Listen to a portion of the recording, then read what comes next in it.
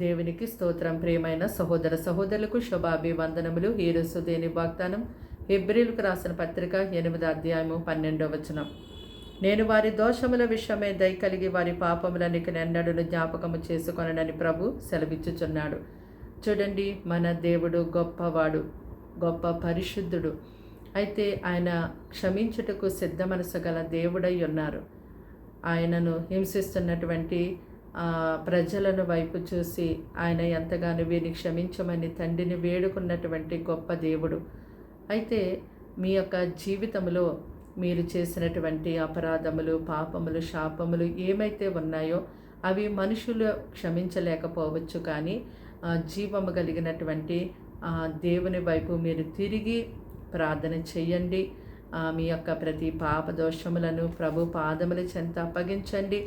ఎంతో గొప్పగా దేవుడు మీ యందు దయ చూపిస్తారు. ఆయన దయగల తండ్రి కనుక మీ యందు జాలిపడి మీ యొక్క ప్రతి పాప దోషములన్నిటినీ కూడా ఆయన తుడిచివేస్తారు.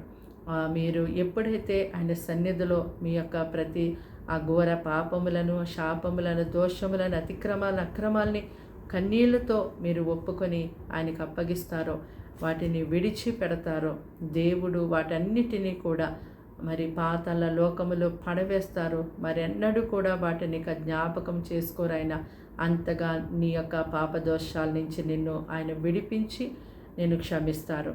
కనుక ఈ లోకములో మనుషులు కాదు, కానీ నీ పాపదోషములన్నిటినీ క్షమించి నిన్ను శుద్ధినిగా, నిన్ను పరిశుద్ధినిగా, నీకు విడుదల, విమోచన కలిగచేసే క్రీస్తు నీకు ఉన్నారని మరిచిపోవద్దు. ఆయన వైపు తిరిగి నీవు ప్రార్థన చెయ్యి. దేవుడు నీ అపరాధములన్నిటినీ పరిహరించుట కొరకే ఈ లోకంలోనికి ఆయన శరీరధారిగా వచ్చి ఆయన శిలువ మీద మరణించారు. ఆయన కార్చినటువంటి ఆ పరిశుద్ధ రక్తము నీ ప్రతి పాపమును కడుగుట కొరకే అని మరిచిపోవద్దు. ఆయన అమూల్యమైన రక్తం ద్వారా లోక మానవాళ్ళందరి పాపదోషములను ఆయన పరిహరించే దేవుడై ఉన్నారు. కనుక మనము ఆయన తట్టు మాత్రమే తిరిగి మన పాపములు ఒప్పుకొనిన ఎడల ఆయన తప్పక క్షమించి ఆ తప్పులను మరి ఇంకెన్నడూ కూడా ఆయన జ్ఞాపకము చేసుకొనరు. ప్రార్థన.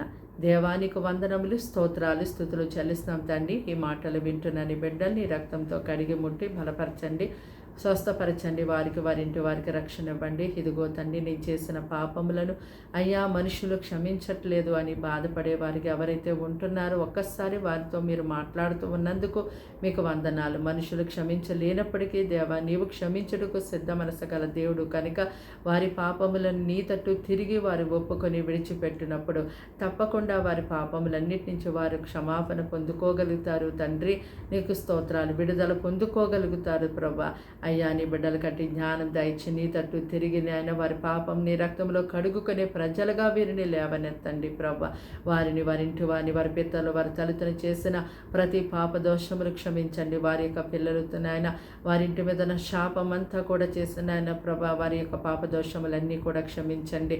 వారిని, వారి పిల్లల్ని ప్రభా పాప యుగుల నుంచి లేవనెత్తండి. ప్రభా, పరిశుద్ధుడా తండ్రి, అడుగుడు మీకు ఇవ్వబడినట్టున్నా తండ్రి, ఎవరైతే నీ తట్టు తిరిగి ప్రార్థిస్తారో తండ్రి, వారి పాపం నిమిత్తం వారిని తప్పకుండా నువ్వు విమోచిస్తావు.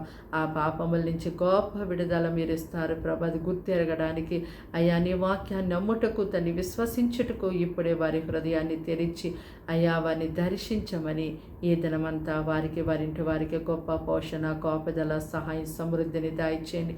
మరియు నీ బిడ్డలు ఇంకనూ కూడా నీలో ఎక్కువగా ప్రార్థించే వారిగా ఉండుటకు లేవనెత్తమని యేసుక్రీస్తు నామములో ప్రార్థన సమర్పించి అడిగి వేడుకుంటున్నాం తండ్రి. ఆమేన్.